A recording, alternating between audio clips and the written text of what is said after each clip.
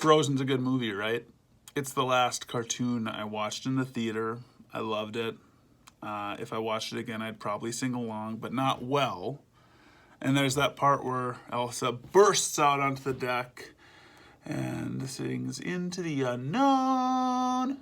You can see why I didn't sing much. But when she says it, when she does that, she's so excited. It's so exciting. Like she's on the edge of adventure. Something amazing is going to happen as she heads into the unknown. And I think we like that in movies. Like it adds a little bit of excitement. What's going to happen next? We don't know. It's exciting. But the reality is when that happens in our everyday lives, when we face the unknown, when we're turning a corner and we don't know what's around it, that is hard. That is not the same. It's not the same excitement. And sometimes it can leave us feeling frozen and thrown off by a loss of control. And yet the unknown is inevitable, right? It's going to come. And that's again true. And this time on a global scale with the coronavirus, throwing us off balance, putting our normal everyday lives on pause. And so I wonder, like, how do we live well in the midst of change, in the midst of heading into the unknown? So we wanted to talk about that in our online discussions for Summit. And so there's three things that we're going to be talking about specifically over the next few weeks. One is fear, fear in the unknown. And that feeling can sometimes override us. Another is control. And for a lot of us, we've experienced cancellations, shifts in schedule. Some of that we're mourning because we were really looking forward to something and it's gone now. And we're being told where we can go and where we can't and when we should stay put. And there's a lot of control that we've maybe lost. But have we lost all of control? And so we want to talk about that. And then the third thing is opportunity in the unknown. And the reality is we have a ton of really good opportunities. Because if we're feeling hurt and stressed, likely other people are too. And we have an opportunity to love and serve those people. And we have opportunities to grow as people. So we want to talk about those opportunities. Today, we're going to launch into talking about fear of the unknown.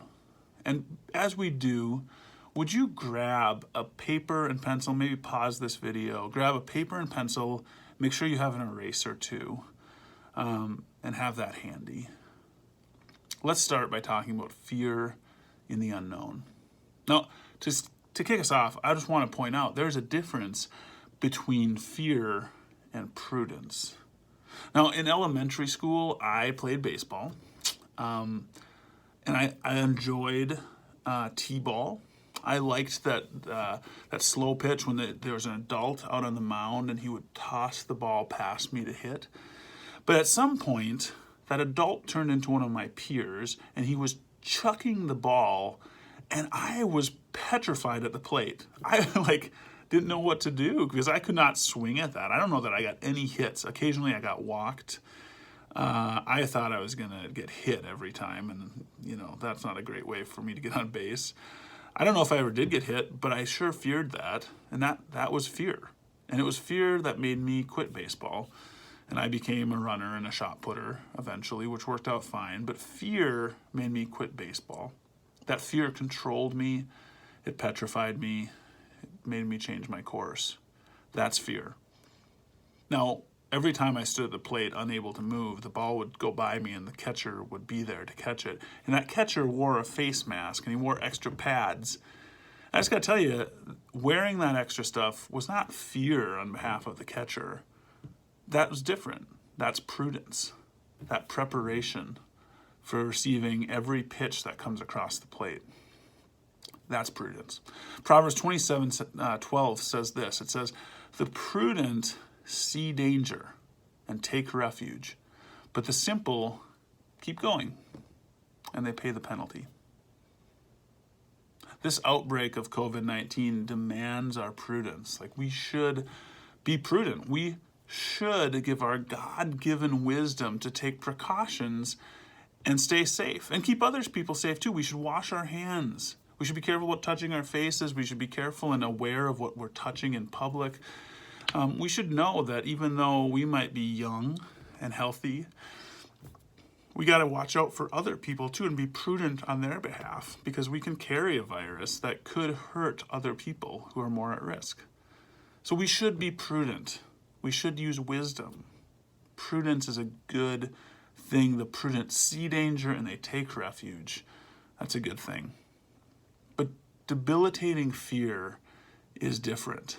Fear causes that prudence pendulum to just keep swinging well past where it should be, too far into just self-preservation and retreat and defense.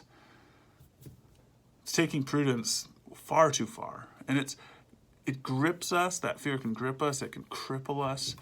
And it can overcome us. It can affect our decisions. So if you're feeling fear of a virus, or if you're feeling fear from a lack of resources, or maybe you're feeling fear on behalf of your friends or family, or fear of the uncertainty ahead, or maybe it's just a fog of fear, there are some things you can do. I want to give you 3 things today that you can do.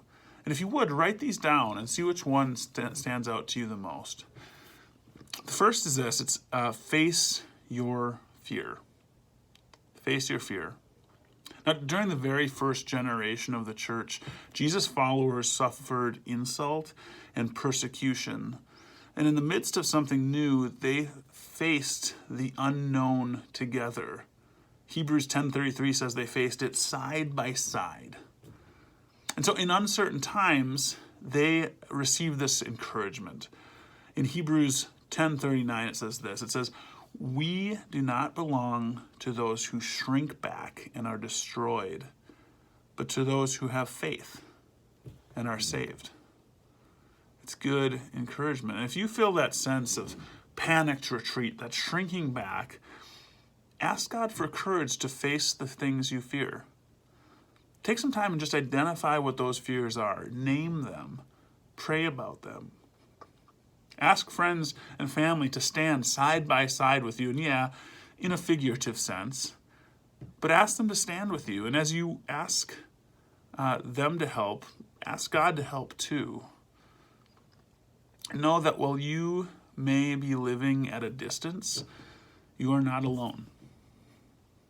So right now I just want to pause and take some time for you to name some fears. So you have a piece of paper and a pencil. What I want you to do is just write some of those fears on that piece of paper. If they're bigger fears, maybe write them bigger. If they're smaller fears, write them smaller. But use a pencil to write your fears so they fill that piece of paper. Take some time to just name them. Identify what they are. Take this next video to think of them, and when you finish, just hit next to the next one of me.